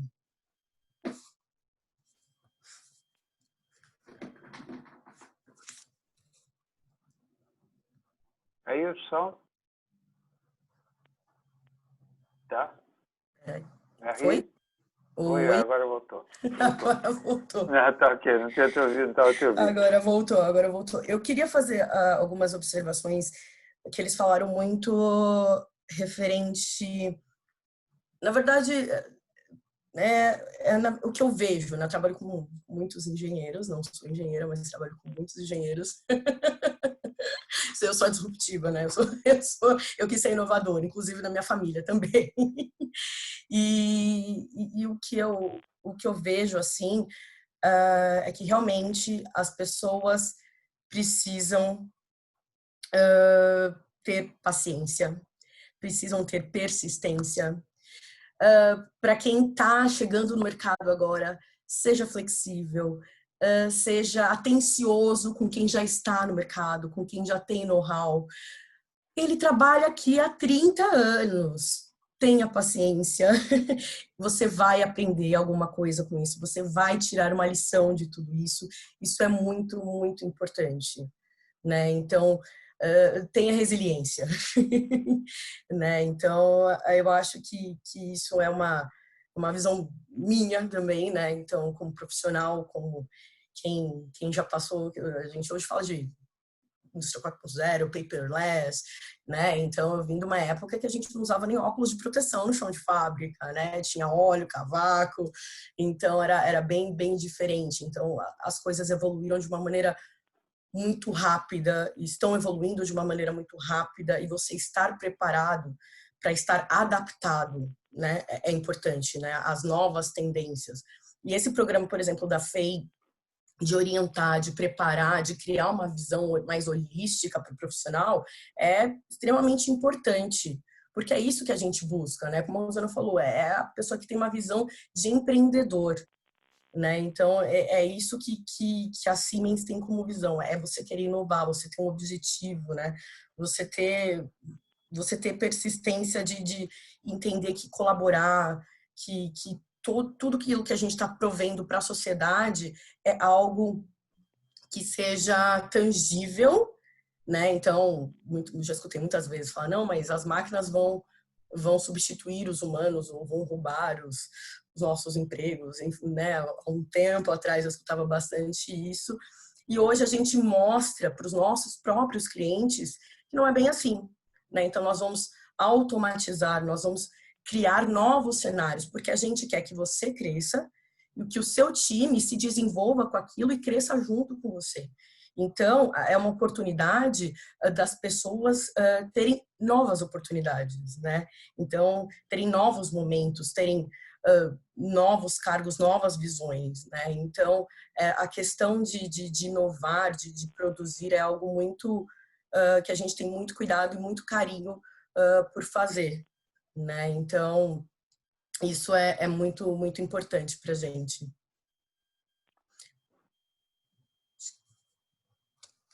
Legal, Mary.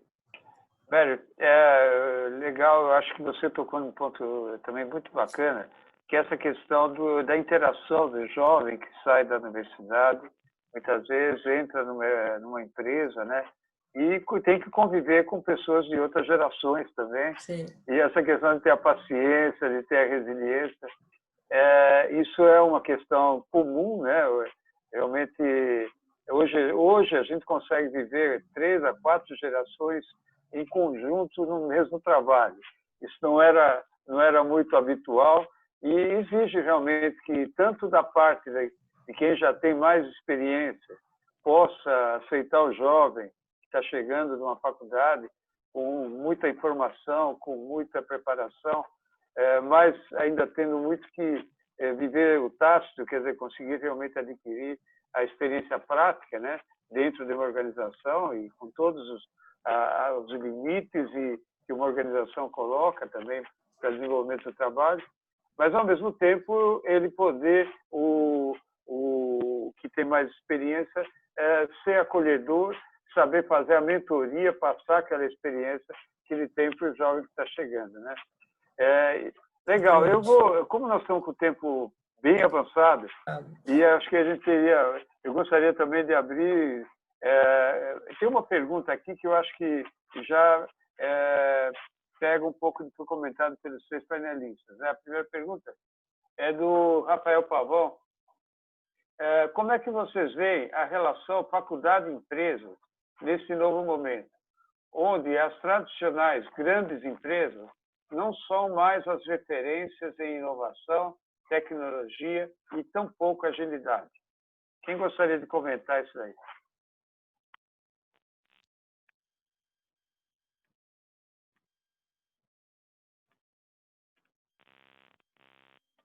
Por favor, abra o microfone dos panelistas. A pessoa está aberta, senhor. Bem, eu posso começar rapidamente. Eu vou falar como universidade. Eu acho que ambos os lados têm que quebrar diversos preconceitos e paradigmas e aprender a se relacionar melhor, entre aspas, né? Se, por um lado, os timings da universidade precisam se adequar aos timings do meio corporativo, ainda mais no ecossistema de inovação e startups, etc., as empresas também têm que entender que a valorização dos fundamentos e muitas vezes da ciência é também necessária e existem alguns tempos de maturação. A FEI sempre teve no DNA, né, Vincenzo, essa proximidade com as empresas. O nosso portfólio hoje de conexões beira aí em torno de umas 8.000 empresas cadastradas, né? Então a gente tem uma conexão muito próxima e mesmo assim a gente sofre muito com isso. Então eu costumo dizer que as pontes são mais criadas pelas pessoas quando quebram essas barreiras dos timings e das burocracias de cada organização do que qualquer coisa. Então, assim, esse relacionamento precisa avançar bastante. Políticas de inovação, políticas de propriedade intelectual que consigam dialogar universidade, empresa, empresa, universidade, a valorização nos níveis adequados do estagiário, por exemplo, recém-egresso, de um pesquisador da universidade que vai sediar um projeto de pesquisa, fomento dentro da hélice tripla, por exemplo. Tem bastante coisa para a gente avançar. No exterior é muito normal você entrar em uma universidade e ver um laboratório de uma indústria lá dentro, onde são sediadas desde aulas até pesquisas no estado da arte, sendo algumas regiões mais sigilosas e outras totalmente liberadas. Nós temos tido sucesso em alguns laboratórios aqui na escola com essa característica, mas você tem que ver a dificuldade, às vezes, da mentalidade casar. Então, o que a Rosana comentou, eu estou plenamente de acordo, é algo que a gente está avançando, mas o Brasil precisa avançar mais rápido. Nossa competitividade e a nossa mudança de mindset está lenta frente ao que nós precisamos. Perfeito. Comentando rapidamente sobre isso, eu acho que tem com relação a lentidão ou não lentidão de uma empresa, a forma de lidar, etc., a gente tem que lembrar que uma empresa ela tem um compromisso muito sério, que é manter a operação andando. E muitas vezes as pessoas que estão fora, querendo fazer um negócio, querendo fazer uma coisa muito rápida, não sabem disso.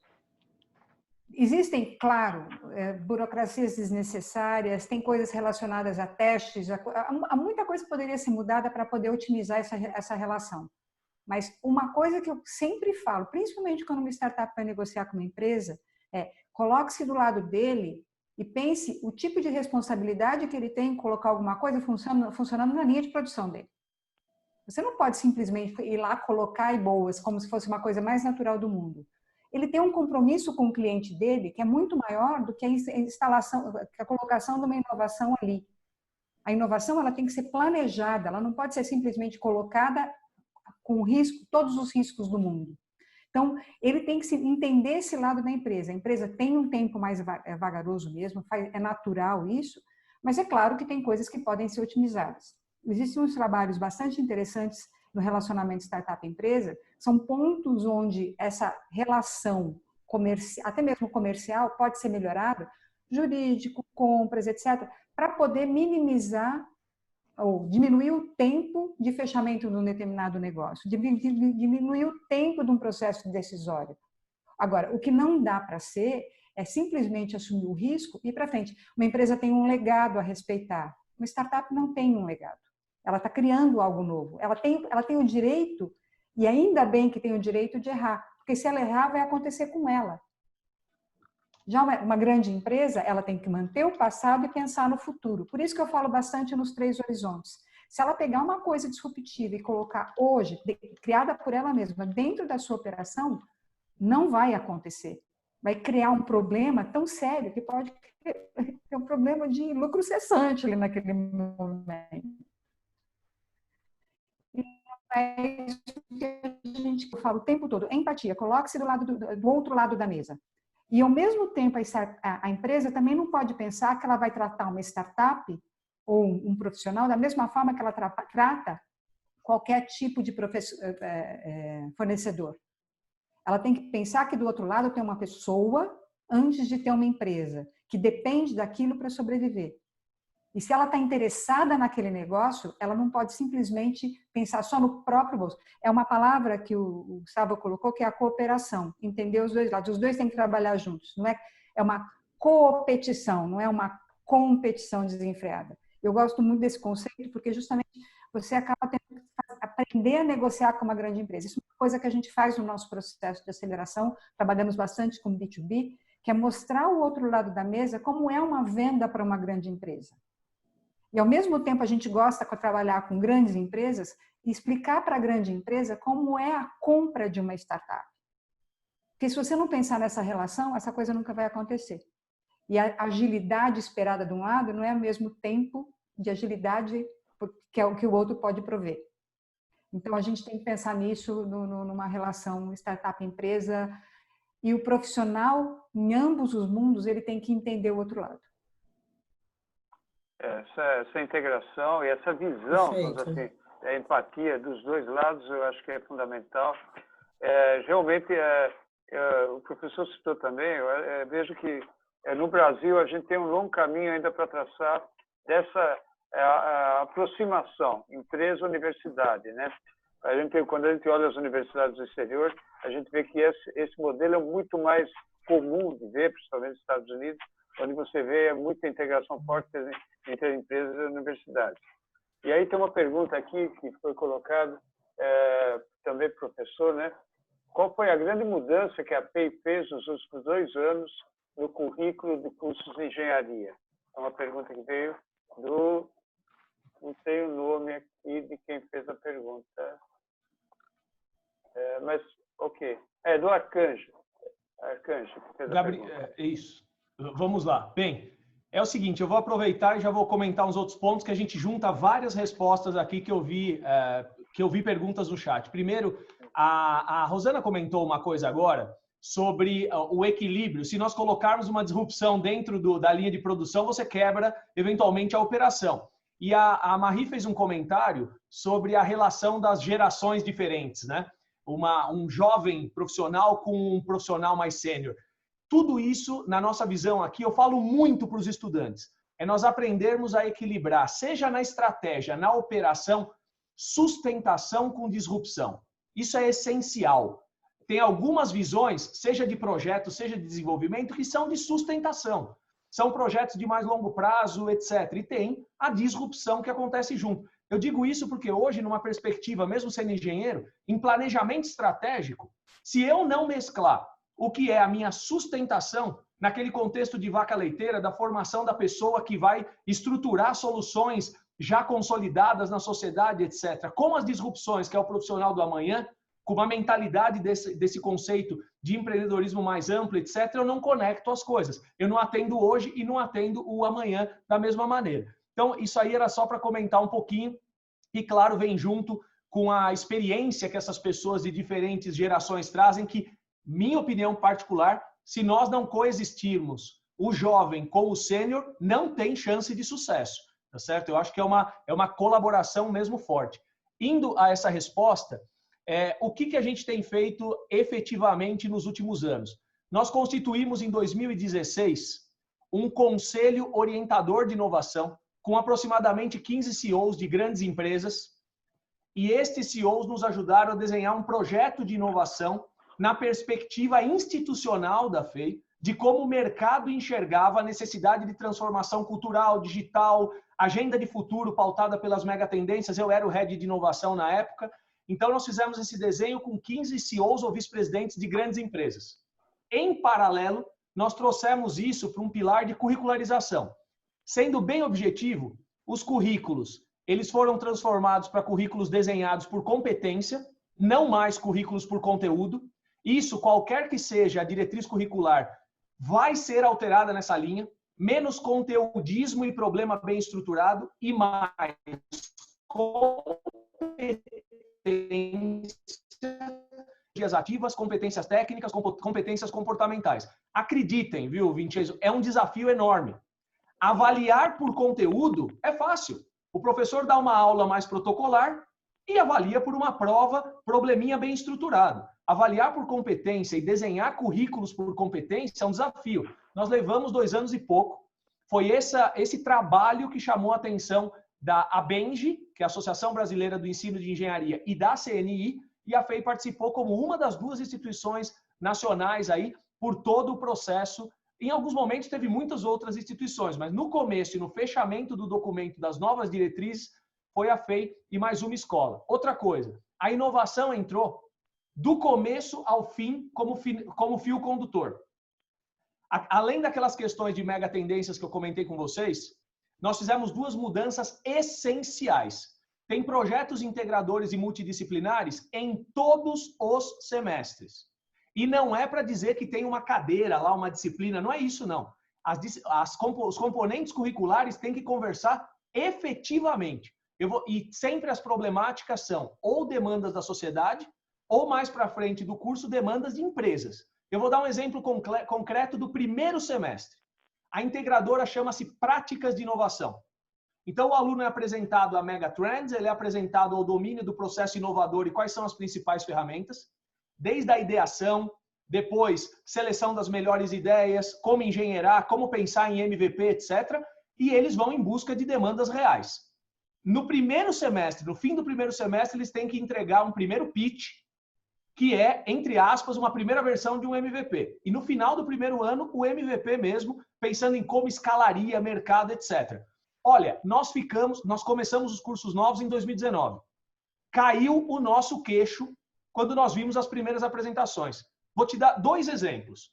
Um grupo de alunos de primeiro ano teve a ideia de criar, dentro da mega tendência de longevidade e saúde, um pill dispenser, uma caixinha de remédios, aqueles que a gente põe segunda, terça, quarta, quinta, etc., com IoT, totalmente automatizado via smartphone, em que ele regulava as horas certas, avisava com um bip o usuário, acendia um LED e só abria por um eletroímã a portinha certa, na hora certa, com alarme para o idoso não confundir o medicamento, etc.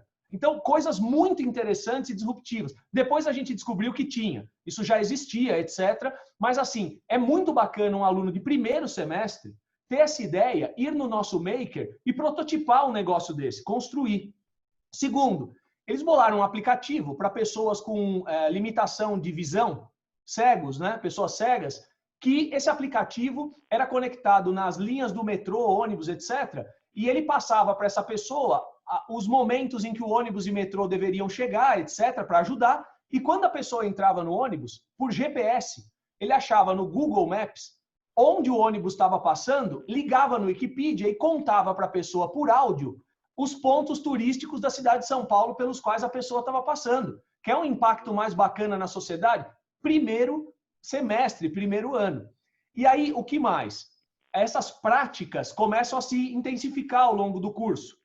E aí nós fizemos uma mudança que é bem disruptiva. Os cursos tradicionais de engenharia têm cálculo, física, tudo concentrado no primeiro ano, primeiros 2 anos. O nosso não é mais assim. O que nós chamamos de fundamental e instrumental tem desde o primeiro semestre até o último. E o que a gente chama de profissional tem desde o primeiro semestre até o último. O aluno começa, por exemplo, aprendendo técnicas de controle, usando Arduino, conseguindo fazer um pequeno robô no primeiro semestre. Claro, com o nível de capacitação técnica que ele pode. Mas, por exemplo, o cálculo, ele vai aprender transformada de Fourier e Laplace lá na frente, quando ele vai fazer controle, toda a parte teórica, avançada, vibrações, aí ele estuda lá. Isso foi uma outra mudança, assim, dramática que a gente implementou. O estágio já era obrigatório, mas a gente incluiu disciplinas eletivas e optativas, então o aluno, qualquer que seja o curso, ele escolhe as disciplinas para formar o que a gente chama de rota formativa. Sejam elas do curso, sejam elas de outro. Então, por exemplo, um aluno nosso aqui da engenharia claro, ele já tem todas as competências comportamentais e inclusive de gestão tratadas. Mas se ele quer cursar RH na administração para fortalecer esse lado, ele pode. Se ele quer cursar macro e microeconomia na administração, ele pode. Se ele quer cursar inteligência artificial, visão computacional na ciência da computação, ele pode. Ou até uma disciplina em outra instituição. Isso foi uma quebra de paradigma. E a gente obrigou atividades complementares que envolvem ir a eventos, ir a outras empresas e por aí vai. Então, foi uma mudança grande e nós elencamos 10 competências centrais que, para quem está assistindo, eu não vou comentar todas, mas eu vou dar só os 4 eixos principais. Claro que entram as questões de liderança, empatia, mas assim, os 4 eixos principais, eu até anotei enquanto vocês estavam falando. Primeiro, capacidade de solução de problemas. Essa é a essencial. Segunda, colaboração. Terceira, criatividade. Quarta, nós chamamos de raciocínio analítico computacional. E aí, dentro dessas, vem todas as outras que envolvem empatia, liderança, gestão de equipes de alta performance, trabalho em equipe, etc., até gestão de tempo, e por aí vai. Então, é uma questão importante. Tem resiliência, tem coragem, que a Rosana comentou, e a questão do empreendedorismo, seja ele endógeno, seja ele exógeno. E nós incluímos também uma lógica de mentalidade aí mais voltada ao agile, que é o que nós temos que pensar hoje. Para concluir, não é fácil. Nós estamos muito fora da zona de conforto, muito, tanto instituição como professores. A gente fez workshops com as centenas de professores que a gente tem em inovação, com mentoring de executivos, inclusive. Então, assim, hoje a gente tem um curso que mescla muita solidez nos fundamentos, tiramos o que é problema bem estruturadinho e tecnológico que passa em poucos anos e colocamos problemas realistas e complexos mal estruturados. E estamos aprendendo. Os resultados nos 2 primeiros anos aí, 1 ano e meio, têm sido, assim, muito positivos. A gente está muito feliz e, inclusive, a gente teve um aumento aí de demanda e tal, bem interessante nos cursos disruptivos. Por exemplo, olhando o Megatrends, a gente criou um curso que não existe no Brasil, chama Engenharia de Robôs. Não sei se alguém já ouviu falar. É uma área de interface e que trabalha tanto engenharia, ciência da computação, como várias outras competências. E está numa ascendente muito interessante. Então, só para dar uma perspectiva mais ampla. Perfeito. Gente, olha, esse assunto daria para a gente ficar mais 1 hora falando.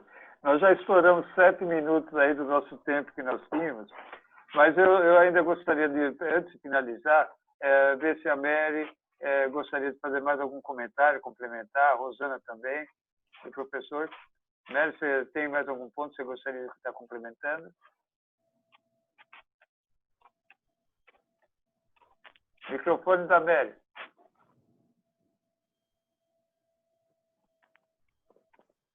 Pronto. Foi.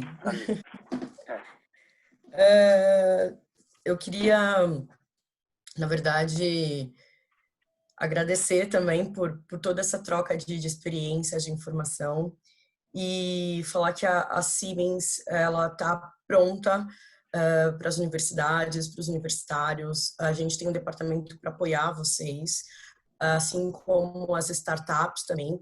Existem alguns cursos gratuitos, existem muito conteúdo. Hoje a gente tem muito conteúdo para você, engenheiro, não se sentir sozinho na hora de estudar, de precisar de ajuda. Então, a gente está tentando deixar mais didático para vocês. Então, tem vídeo no YouTube, tem alguns acessos, chats, o próprio LinkedIn, você pode falar com o nosso pessoal.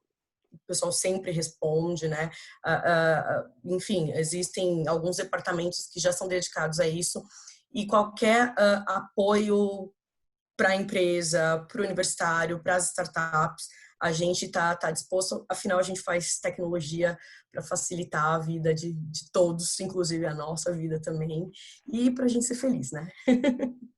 Legal, então, legal. Isso. Tem um link que eu acho que eu vou pedir para a Simone depois liberar para o pessoal, que a gente vai dar uma trial para vocês são 30 dias free para vocês utilizarem os nossos softwares. Tem uma parte de simulação, uma parte de mecânica, enfim, para vocês brincarem um pouco e verem o que a gente consegue inovar e prover aí para vocês. Tá bom. Legal. Muito bom, muito bom. Obrigado, Mary. Rosana, Obrigada. você quer fazer seus comentários? Claro, bom, antes de mais nada, agradeço também a Inovi, a Siemens pelo convite, adorei.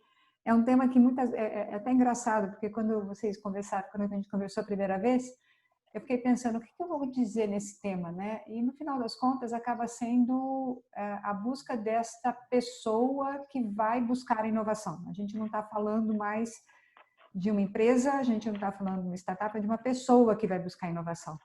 E aí, estava ouvindo agora todos esses depoimentos, eu me lembrei que em 2014 eu fiz uma pesquisa nos Estados Unidos sobre comportamento empreendedor. A gente estava buscando entender como que eram criadas as iniciativas em hardware, porque hardware durante muito tempo ficou relegado a segundo plano, aliás, na tecnologia.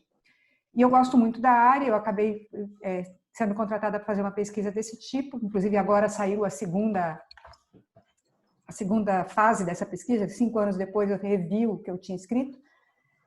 E uma das coisas que me chamou a atenção foi uma visita a uma escola de primeiro grau, onde se ensinava criatividade usando materiais. E quem me apresentou isso foi uma Makerspace em Boston, falou assim, você precisa ir nesta escola. Eu fui lá, eles me apresentaram, eu fui, e o que eles faziam era substituir uma parte do currículo básico por atividades de criatividade em laboratório, seja uma makerspace, era tipo uma makerspace, só que coisas mais simples, papel, papelão, tecido e assim por diante. Foi impressionante o que eles faziam e o resultado que estava sendo gerado em curtíssimo prazo, porque quando eles entravam para o ensino equivalente nosso ao colegial, sei lá, esqueci o nome novo desse novo ensino, eles chegavam com uma cabeça de criar, coisa que muitas vezes a pessoa sai da universidade sem saber criar. Então, a gente poderia chamar atenção para poder, eventualmente, fazer algum tipo de atividade para trazer esse conhecimento lá para a base. E lembrando de uma coisa que o Gustavo falou sobre um aluno de primeiro ano, a Unicamp tem o programa de Desafio Unicamp, e ela tem um programa que chama de Inova Jovem. A primeira vez do Inova Jovem, as ideias que eles colocaram lá eram mais maduras do que alguns dos profissionais que colocaram no Desafio Unicamp. Então, é para a gente chamar a atenção. Inova Jovem vai para as escolas técnicas. Naquela época era para as escolas técnicas, hoje está mais abrangente. E o que saiu de lá foi impressionante. Então, chama a atenção que a gente tem que pensar também antes da universidade. A gente tem que pensar na criatividade antes da universidade. Talvez até em casa. Por que não? É verdade mesmo. Se me permite, Vincenzo, só para Lógico, por favor. Concordando plenamente, Rosana, isso aí, tecnicamente, quando a gente redesenha um projeto pedagógico de curso, e o ensino médio também faz isso, tá? Mas a gente passou por todo esse tipo de itinerário, é a subida na taxonomia do Bloom, que é sair do lembrar e ouvir para o criar e, consequentemente, sedimentar. Então, é uma pirâmide, quem quiser pesquisar, é a taxonomia do Bloom. A gente subiu isso completamente, os nossos projetos pedagógicos viraram de ponta cabeça. Então, é um novo perfil de professor, um novo perfil de egresso e uma nova instituição cuja mentalidade tem que mudar. As minhas considerações finais, Vincenzo, me permita, só para não deixar ninguém sem resposta, uma pessoa do chat perguntou inteligência artificial na área de recrutamento e seleção. Eu não vou entrar em detalhes, eu só vou sugerir, vejam o caso que aconteceu com a Amazon, que utilizou o IA para a seleção e depois acabou tendo que voltar atrás, pois os algoritmos acabavam se tornando racistas, né, sexistas. Então, assim, tem muita coisa que nós temos que discutir. Tá? E repetitivos também. E repetitivos também, exatamente. Vejam também a Moral Machine do MIT, que é uma aplicação de IA e ética para veículos autônomos. Vocês vão adorar ver as questões éticas que a sociedade está enfrentando. Um outro comentário era se a engenharia faz sentido ser dividida em tantas especialidades. A resposta é não, e a tendência é uma maior convergência no contexto da multidisciplinaridade.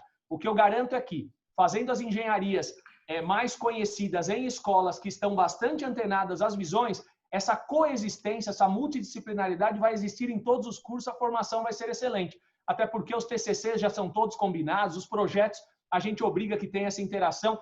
Procurem escolas de ponta.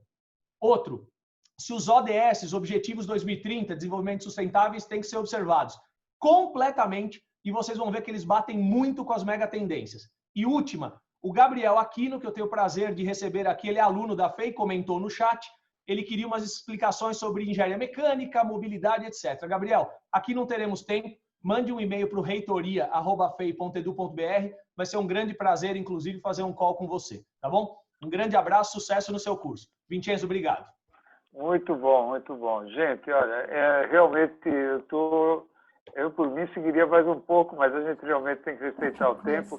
Eu acho que foi excelente a colocação, excelente a participação. Agradeço muito ao professor, agradeço a Rosana, agradeço a Mary.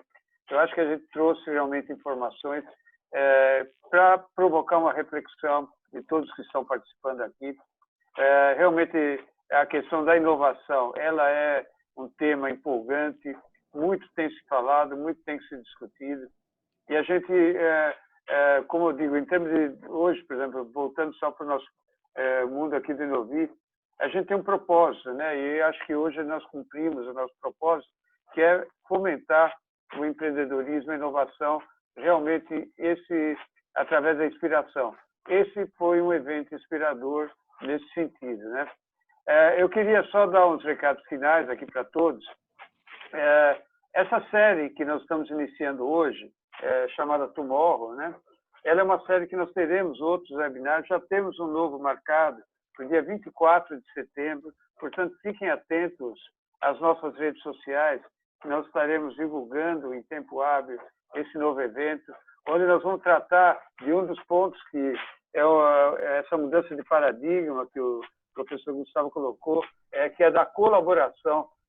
Na realidade, a questão da colaboração, do trabalho em rede, isso de alguma forma, está no bojo de toda essa transformação digital e, com certeza, esse tema também será importante. Nós já temos os painelistas definidos, nós vamos contar aí com o Sobol, que é do Instituto Eldorado, nós teremos Ciro Dio, que estará participando conosco, temos também o diretor da Siemens, que também estará participando conosco.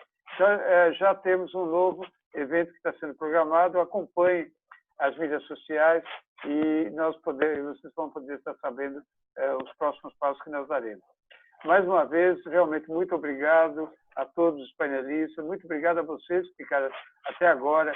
Nós tivemos um nível muito bom de participação. As pessoas que estão até agora, aí nós temos gente que está nos acompanhando dificilmente. Hoje em dia, com tantos webinars presentes, o pessoal aguenta ficar mais do que uma hora e a gente viu que o tema foi super interessante e as pessoas estão aqui mandando o seu recado e estão atentas. Obrigado a todos e encerramos hoje esse evento. Valeu, gente. Obrigada.